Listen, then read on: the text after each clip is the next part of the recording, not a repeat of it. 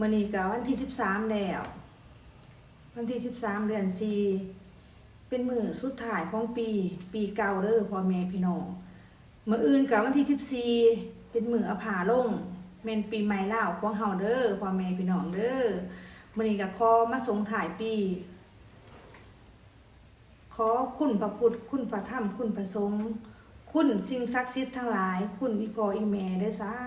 ธุลูกเต้าลูกหลานทุกคนและก็พ่อแม่พี่น้องทุกคนที่เห็นคลิปนี้ภาพนี้นาบ่าวนาสาวอาป่าดุงหมู่คู่เพื่อนมิตรสหายผู้ฮักผู้แพงเบิดสุขคนเด้อขอคุณพระพุทธคุณพระธรรมคุณพระสงฆ์คุณสิ่งศักดิ์สิทธิ์ทั้งหลายคุณอีพ่ออีแม่จงประทานพรให้ทุกคนขอทรงขอเกณฑ์เอ็นให้ขอทรงพญาโดค่าขอทรงขอบุรีบ่งามออกจากต้นจากโตจากเนื้อจากขี้ของทุกคนที่เห็นคลิปนี้ภาพนี้ของลูกของเต่าผู้ขาของพ่อแม่อ้ายเอ๋ยน้องหมู่คู่เพื่อนมิตรสหายผู้มีพระคุณของผู้ขานะบ่าวนะสาวอาป่าดุงเพิ่นที่ผู้ขาฮักทุกคนขอ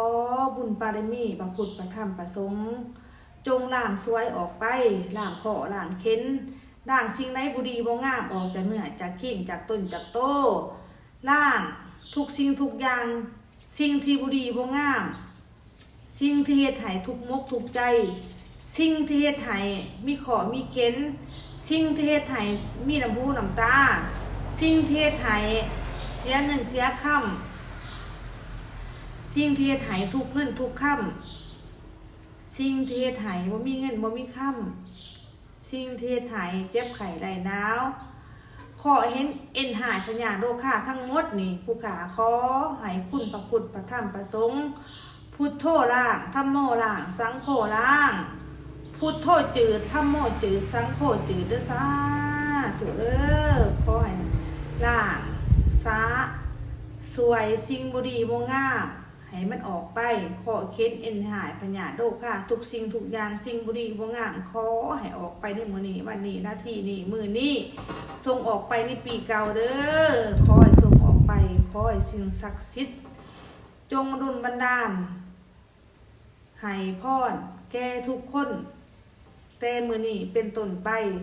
หลังจากที่ว่าทรงขอเข็นเอ็นหายพญาโลคาออกไปหมดแล้วทรงสิ่งบ่ดีบ่งามออกไปหมดแล้วจากเนื้อจากขี้จากต้นจากโตก็ขอบุญบารมีคุณพระพุทธพระธรรมพระสงฆ์สิ่งที่ผู้ขาได้ไปสร้างน้ำทำบุญขอบุญบารมีอีพ่ออีแม่เทพเจ้าทุกอาทุกองค์สิ่งที่ผู้ขานับถือทุกอาทุกองค์สิ่งที่ผู้ขาไหว้พระภาวนาบุญคุณครูบาอาจารย์คุณพระพุทธพระธรรมพระสงฆ์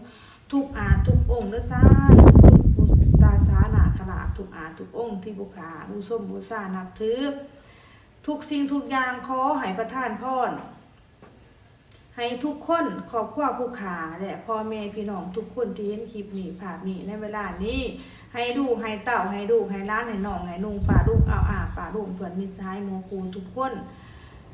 ไล่พบได้พ่อสิ่งดีๆให้โศกให้ไส้ใช้ตอนรับปีใหม่มื้ออื่นเด้อวันที่14เนาะมื้อนี้ก็ทรงขอเข็นเอ็นหายพญาโลคาไปแล้วขอประทานพ่อนำสิ่งศักดิ์สิทธิ์ทั้งหลายให้ดลบันดาล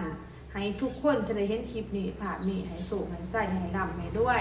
ให้มีเงินมีค่ำโศกไส้ในมื้อนี้เด้อหน้าที่นี้เด้อสาธุให้โศกให้ไส้ให้ร่ำให้ด้วยหน้าที่นี้เวลานี้ในมื้อนี้ในมื้อที่13นี้ในมื้อส่งถ่ายไปนี้ให้พวกให้พ่อแต่สิ่งดีๆแต่มื้อนี้เป็นต้นไปหลังจากที่ว่าทรงขอเข็นเอ็นหายออกไปแล้วขอบุญบารมีจงคุ้มครองปกปักรักษาลูกเต่าลูกหลานทุกคนให้โชคดีมีไส้ให้มีเงินมีค่ำให้ได้เป็นมหาเศรษฐีให้ได้นั่งกินนั่งทานให้โชคดีตอนรับปีใหม่เด้อสาธุเด้อ